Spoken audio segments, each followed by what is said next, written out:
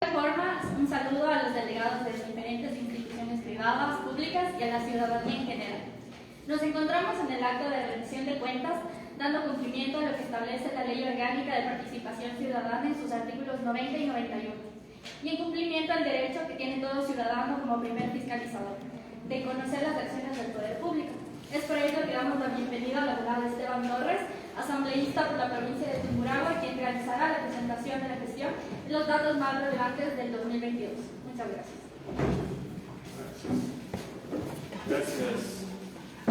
Gracias Nicole, gracias queridos amigos por darse estos minutos para estar en esta rendición de cuentas, que además de un requisito, como ustedes saben, muy presencial ante el Consejo de Participación Ciudadana, y además de un acto de rendición de cuentas importante, público, que se transmitirá por medios electrónicos, donde también las personas podrán interactuar posteriormente o al momento con ciertas preguntas y más intervenciones. Para mí es un gusto dirigirme a todos ustedes el día de hoy, en esta breve, como he dicho, pero profunda rendición de cuentas de lo que se ha hecho en esta gestión legislativa, que muchas veces, por supuesto, tiene una coyuntura complicada.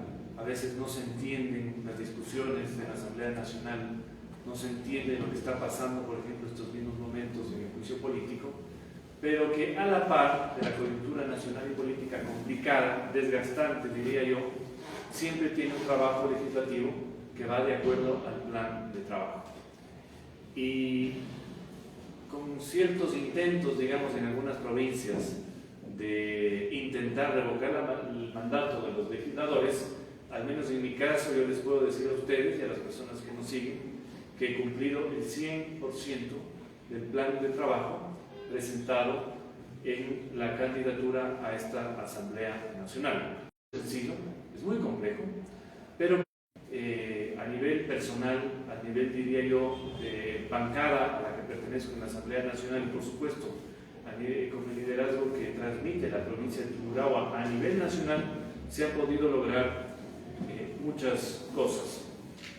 En el tema de mi participación dentro de la Asamblea, es conocido y público que he ostentado ya algunos cargos. Este momento, por ejemplo, como ustedes conocen, soy el jefe de la bancada social cristiana en la Asamblea Nacional, una bancada que en este momento recibe hoy, sus enemigos intentan golpearla de distintas maneras, pero sigue sólida. Asimismo, fui designado miembro de la Comisión de Soberanía Alimentaria, estoy en ese periodo durante 2 años. Todo eso será renovado el próximo domingo, desde 2008, el 14 de mayo. Fui presidente también y fui elegido presidente de la Comisión de Enmiendas Constitucionales, a la cual tuve que renunciar cuando fui elegido primer vocal del Consejo de la Administración de la Legislatura. Asimismo, miembro de varios grupos parlamentarios, entre ellos contra la erradicación de la violencia contra la mujer, y otros grupos de amistad parlamentaria, por ejemplo, con España, con Taiwán y con otros países. ¿Qué se ha hecho entonces en esta curul en estos 2 años?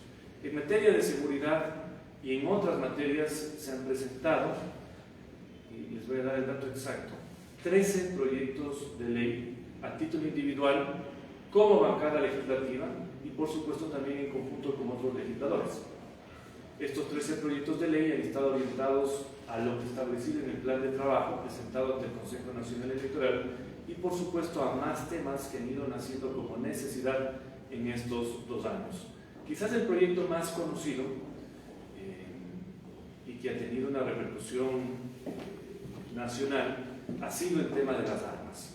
Como ustedes conocen, luego del diálogo que hubo sobre todo con el sector campesino y rural de la provincia de Tungurahua, yo me di cuenta que esa discusión sobre el tema de las armas como una creciente inseguridad es un tema que debía dejar la conversación de las salas, de los cafés, de las familias, de la calle cuando pasaba algo malo y tener ya una discusión a nivel nacional. Y en tal virtud, en diciembre de 2020 presentamos un proyecto de reforma a la Ley de Armas de 1980, un proyecto que tenía como, digamos, centro no solo que se respete el derecho que estaba establecido en el Ecuador desde 1830, porque no está prohibido, sino sobre todo evitar una serie de acuerdos ministeriales e interministeriales impidan que ese derecho se cumpla. Fue tan importante ese proyecto de ley que sirvió incluso como propuesta presidencial en ese entonces, recuérdense ustedes, en un año de los electorales. Ese proyecto, sin embargo, fue archivado bajo 7 llaves en todas las comisiones, porque a muchos políticos no les gusta discutir estos temas porque creen que pierden votos. Y luego de mucha presión, llegó finalmente una discusión en la Comisión de Seguridad de la actual Asamblea y, como todos ustedes conocen, saltó ya a nivel nacional con la expedición de un decreto firmado por el presidente de la República que de alguna manera busca regularizar el tema de la tenencia y el porte de armas legal y ordenado. Jamás un libre porte de armas, sino un porte legal y ordenado que desde siempre, y en mi visión y en la de los tungurahuenses, fue orientado al sector rural, al sector campesino, al sector ganadero, al sector que de alguna manera no tiene protección policial. Aunque ahora ya no solo podemos hablar de eso a nivel rural, a nivel urbano, el nivel de inseguridad que experimentamos todos, en donde ya no es posible ni siquiera ir a tomarse un helado los domingos con la familia sin estar pensando en que pueden entrar por la vereda, ojalá solo a robarse el celular y la billetera, ojalá no disparar. Es una situación que, como les digo, ya es un problema nacional y por eso en los índices de preocupación de los ecuatorianos casi un 85% ya está el tema de la inseguridad. En otros proyectos de ley que también se han presentado, destacan, por ejemplo, los temas de apoyo a la mujer para la erradicación de la violencia contra las mujeres, una serie de ayudas también para mujeres afectadas a nivel laboral, a nivel de apoyo también cuando van a las autoridades, porque es impensable en este país que mujeres afectadas en su integridad, una ley para el sector pesquero ecuatoriano. Tuvimos una activa participación en la ley regulatoria del precio de la leche, una ley polémica, pero que sin duda está orientada a los productores más humildes y pobres de la provincia de Tungurahua y por supuesto de la Sierra Centro, porque como ustedes saben la leche es el salario básico del campesino y se tiene que respetar. Y hemos tenido la discusión muy amplia en varios temas, sobre todo la propuesta de jamás ni votar para subir y crear impuestos ha sido cumplida en un 100% por mí. ¿En qué sentido? Todos conocemos lo que pasó hace algunos meses con este gobierno. Luego de una propuesta en campaña de jamás subir impuestos, de eliminar impuestos, de eliminar cargas para la clase media, para el emprendedor y el productor, vino una reforma tributaria que muchos de ustedes la pagan hasta el día de hoy, en donde ya no es posible deducirse ni siquiera los gastos de salud. Acuérdense ustedes que en un momento dado, aquellos quienes tuvieron ingresos superando una base imponible, quienes fueron empleados públicos o privados, podían deducirse un monto muy alto en materia de salud, de vivienda, de educación y por supuesto de otros grupos. Todo eso se eliminó. ¿Cuál fue nuestra posición? Y mi posición personal, un rechazo absoluto a esa reforma, que hoy se especula quieren volver a dar ciertas facilidades a la clase media en un momento de desesperación, de poca popularidad y por supuesto a puertas de un juicio político. Pero nosotros siempre hemos mantenido esa tesis en Tungurahua, a nivel de la bancada a la que yo represento en la Asamblea Nacional, Movimiento Tiempo de Cambio también en Tungurahua, y en eso no hemos tenido una sola variación y hemos peleado con toda la firmeza del caso. Adicionalmente a los proyectos de ley, la tarea de los legisladores se concentra también en el control político y en la fiscalización. Y a nivel de esta curul se ha fiscalizado realmente a todas las autoridades del gobierno nacional, aquellos que siguen, aquellos que van cambiando, aquellos que regresan, por una serie de temas, sobre todo al Ministerio de Obras Públicas por la paralización permanente y hasta ahora de las ampliaciones de la vía de ingreso a Ambato y del Ambato-Luapa. Es doloroso y a veces no se entiende por qué hay un rechazo de ciertos legisladores contundente al gobierno el saber que ese dinero producto del cobro de impuestos, ese dinero producto del petróleo, ese dinero producto, por ejemplo, de una serie de rubros que tiene el Estado no se traduce en obra. Y no se traduce en obra porque en Tungurahua nos damos cuenta que no hay un solo intento de cumplir con aquellas obras que ni siquiera estaban por hacerse, estaban por continuarse. Y eso sin duda es algo que como legisladores no podemos tolerar ni perdonar, más bien insistir en que esto se dé. En materia, por supuesto, de control político y fiscalización, esta asamblea ha sido muy complicada y yo como coordinador de una bancada he tenido que experimentar también episodios complicados, como el caso Padrino, que es el que hoy también ha derivado en un juicio político, un intento de muerte cruzada por parte de la asamblea, y también, por supuesto, otra investigación que pudo derivar en la destitución del presidente por el caso de Pandora Papers. Sin embargo, el rol ha sido protagónico en estos casos, siempre elevando la voz, la frontalidad de los tungurahuenses, de los ambateños, y peleando y defendiendo lo que uno cree sin caer jamás en las tentaciones que estamos viendo hoy lamentablemente que se dan en este tipo de cosas. ¿Qué se está repartiendo en este momento en el país? ¿A qué costo se están repartiendo instituciones públicas, empresas públicas? ¿Por qué un legislador o una legisladora querría, por ejemplo, hacerse cargo de la empresa CENEL en su zona o en su provincia? ¿Qué sentido tiene eso para una predicción política de alguien? Ninguno. Entonces, lamentablemente, estamos viviendo un segundo episodio, como aquel que recordaremos de forma negra, y lo recordamos así ahora, cuando se vendían los hospitales, se repartían los hospitales, y todo eso que lamentablemente se da en esta política ecuatoriana y que la hemos rechazado siempre. Pero ustedes me conocen, me ven en lo que estoy, y saben que yo al menos jamás estaré en ese tipo de cosas, a diferencia de otros legisladores que quizás llegan de paso, se olvidan quién les votó, se olvidan cómo llegaron y cuando están ahí hacen todo lo contrario. Respecto de la inseguridad, también se ha hecho una fiscalización completa al gasto del Estado en materia de seguridad y los resultados son realmente decepcionantes. ¿Cuánto dinero se ha destinado, por ejemplo, de esos 1.300 millones que el gobierno anunció a principios de año para la seguridad? Nada. No se han comprado patrulleros. Los patrulleros nuevos que ustedes ven a veces son entregas de ciertos municipios. Más bien lo que ustedes ven es que están repintando y repotenciando patrulleros viejos. No se han comprado chalecos antibalas, no se han comprado nuevas armas.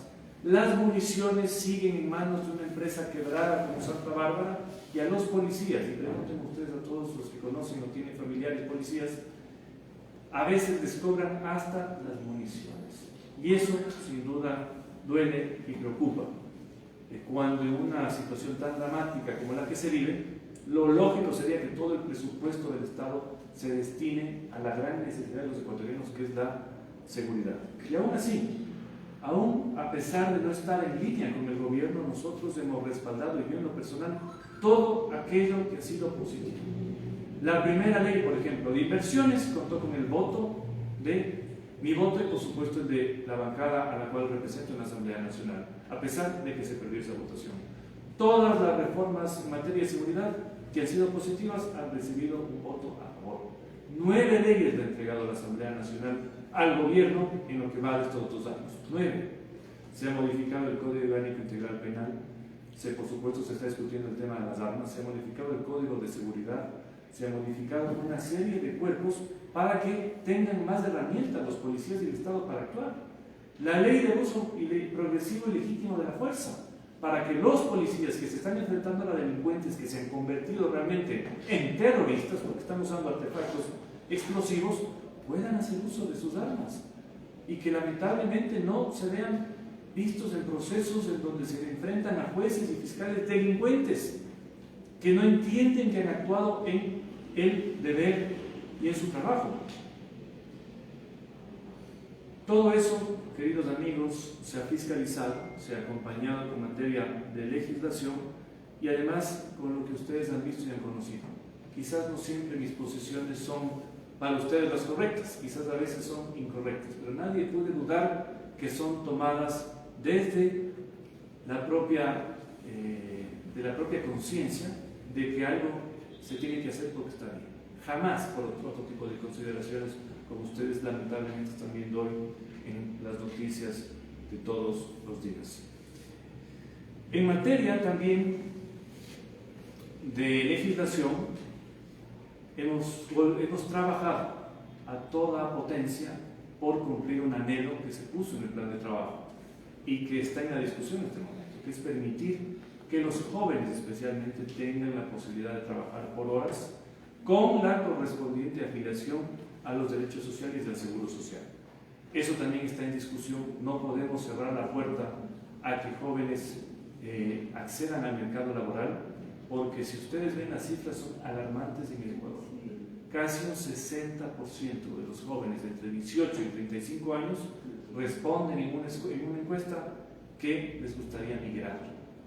Eso están diciendo los jóvenes ahora. En Tungurahua hay mucho más de eso. Y eso trae una serie de problemas consecuentes. Aquellos que se ven sin oportunidades, aquellos que se ven sin posibilidad de crecer, se deprimen.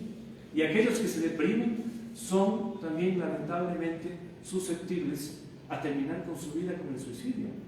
Entonces es una cadena de problemas que sin duda tenemos que intentar combatir y dar más herramientas, especialmente a los más jóvenes, para que vean con esperanza estar en su país, estar en su ciudad y no migrar, porque la migración, para los que conocen, no siempre tiene una historia feliz, no siempre tiene una historia feliz. Y lo que hemos visto, por ejemplo, de tantos ecuatorianos en el cruce de Panamá es terrible, es terrible. Y por eso nuestro deber, en este caso como legisladores, a ustedes como ciudadanos, es hacer todo lo posible para que este sea un país para vivir, para prosperar y para trabajar.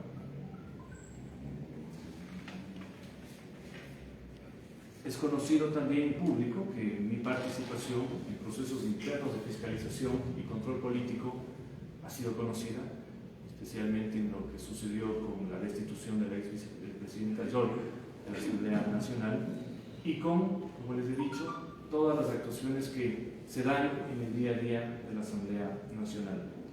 Todas las intervenciones, todos los proyectos de ley son públicos, están a disposición en todas las redes sociales y de alguna manera han sido también las redes sociales las que, por la imposibilidad de vernos siempre, especialmente porque el Parlamento está en Quito y es tan demandante de lunes a viernes, nos ha permitido estar en contacto, en contestar todo requerimiento ciudadano, en ayudar a cualquier ambateño tungurahuense que tenga algún problema en Quito, en una institución pública, dentro, por supuesto, de las posibilidades, y esa seguirá siendo la tónica de esta curul, del movimiento Tiempo de Cambio, que tiene una representación en el Parlamento Nacional, y por supuesto también del Partido Social Cristiano, que tiene una alianza con el movimiento Tiempo de Cambio y a la cual tengo el gran honor de liderar en la Asamblea Nacional.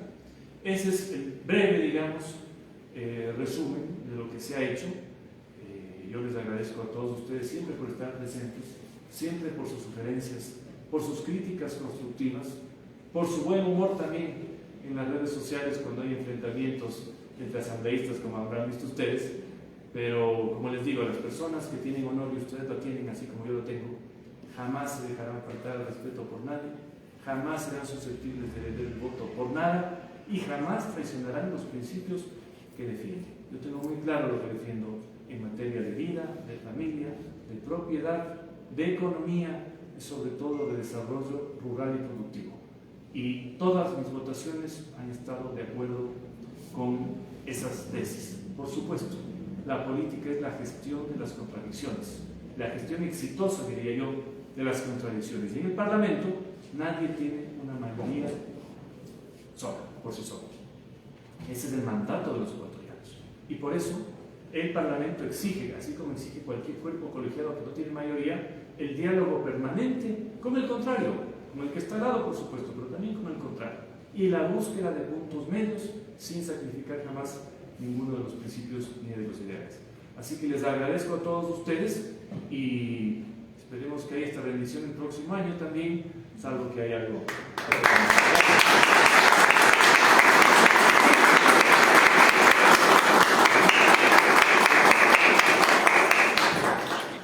Entonces hacemos 2 o 3 preguntas o si hay, si no, no hay problema. Sí, ¿alguna Si pregunta tienes por parte alguna del pregunta, público? aprovechar el foro. Sí. Yo simplemente quiero, señora Sonrisa, buenas tardes, y a los ciudadanos